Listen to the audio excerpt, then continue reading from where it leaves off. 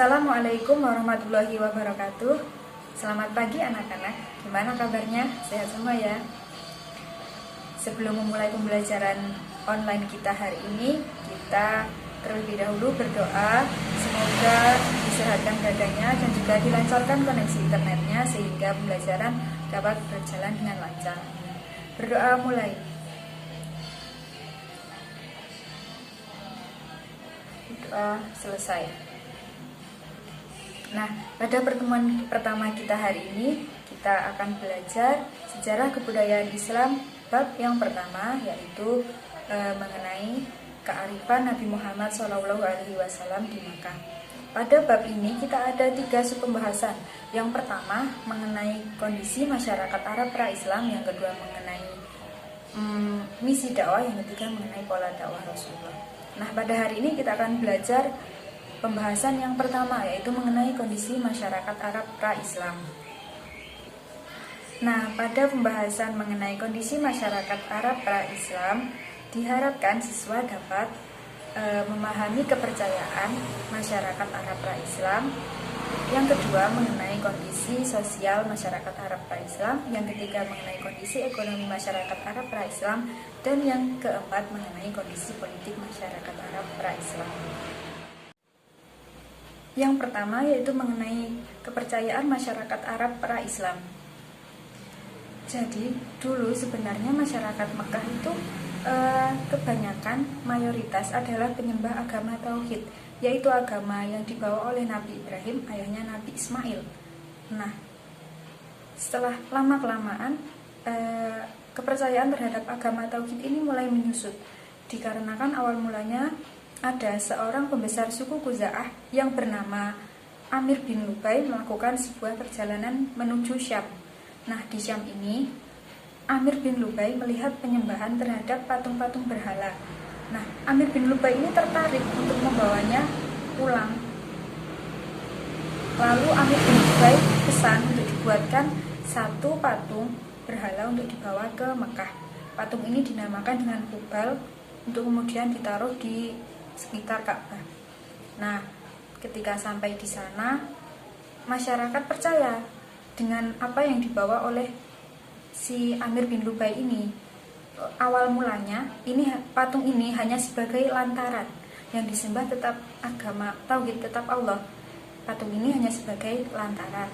Nah, lama-kelamaan ada patung-patung lain seperti Lata, Mana, dan Uzza. Lalu ketika ada orang yang haji di Makkah, mereka juga mengikutinya dan membawa kepercayaan ini pulang ke daerahnya masing-masing. Nah, tapi lama-kelamaan bukan lagi patung ini sebagai lantaran untuk menyembah Allah, tapi yang disembah malah patung ini. Nah, jadilah masyarakat Arab menyembah patung berhala. Selain berhala, ada juga di sana yang menyembah seperti malaikat, roh, jin, dan lain-lain. Yang kedua yaitu mengenai kondisi sosial masyarakat Mekah pra-Islam. Masyarakat Mekah sebenarnya memiliki karakter yang positif seperti pemberani, kuat, ahli syair, dan sebagainya. Namun, karakter positif tersebut terkikis oleh kejahiliahan mereka. Mereka sering melakukan kebiasaan buruk seperti mabuk, berjudi, zina, dan lain sebagainya. Mereka juga menganggap wanita berada pada kedudukan paling rendah. Mereka juga terbiasa membunuh bayi perempuan mereka sendiri hidup-hidup. Karena bayi perempuan dianggap sebagai pembawa kesengsaraan dan kemiskinan. Naudzubillah min dzalik. Karena kebiasaan buruk masyarakat Mekah tersebut, jadi disebutlah mereka dengan masyarakat jahiliyah atau zaman jahiliyah, yaitu zaman kemudian. Yang ketiga yaitu mengenai kondisi ekonomi masyarakat Arab pra-Islam. Masyarakat Arab dulunya memiliki mata pencaharian dalam bidang perekonomian, peternakan, dan juga perdagangan. Nah, peternakan ini menjadi mata pencaharian pada masyarakat Arab suku Badui. Mereka hidup berpindah-pindah dari satu tempat ke tempat lain membawa binatang ternak mereka. Mereka hidup dari binatang ternak mereka. Mereka makan daging dan juga susu dari ternak membuat pakaian dari bulu dombanya, lalu kemudian binatang ternak mereka sisanya dijual. Nah, orang kaya dari suku Baduy ini dapat dilihat dari berapa banyak hewan peliharaan mereka. Lalu masyarakat yang memiliki mata pencaharian sebagai bertani, yaitu mereka yang tinggal di daerah yang subur seperti Taif misalnya. Mereka memiliki mata pencaharian sebagai petani. Lalu yang perdagangan, mereka dikuasai oleh suku Quraisy. Pusat perdagangannya yaitu di kota Mekah, karena di Mekah ini ramai orang melakukan perdagangan dari berbagai daerah. Jadi mata pencaharian orang Arab dulu itu ada 3, yaitu bertani, berdagang, dan juga beternak, sesuai dengan kondisi alam yang mereka miliki. Yang terakhir yaitu kondisi politik masyarakat Arab pra-Islam.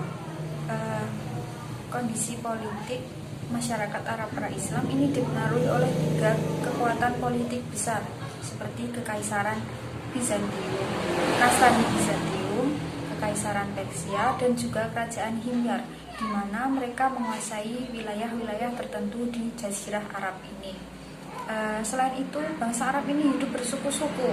Mereka sangat mengagungkan suku mereka, sehingga tidak jarang kecintaan terhadap suku mereka ini mengakibatkan peperangan antar suku dan juga peperangan antar saudara sendiri. Selain itu, di Arab juga terdapat berbagai kerajaan-kerajaan seperti Kerajaan Kindah, Kerajaan Ma'in, Kerajaan Fatan, Kerajaan Sabak, dan lain sebagainya yang ada di Arab. Cukup sekian penjelasan dari Ibu pada pembelajaran sejarah kebudayaan Islam materi yang pertama ini. Poin yang pertama semoga dapat dipahami, dan setelah ini silahkan kalian untuk mengisi absen pada link yang sudah Ibu share di WhatsApp ya. Mengisi absen dan juga mengumpulkan tugas di link tersebut. Semoga dapat dimengerti. Terima kasih dan wassalamualaikum warahmatullahi wabarakatuh.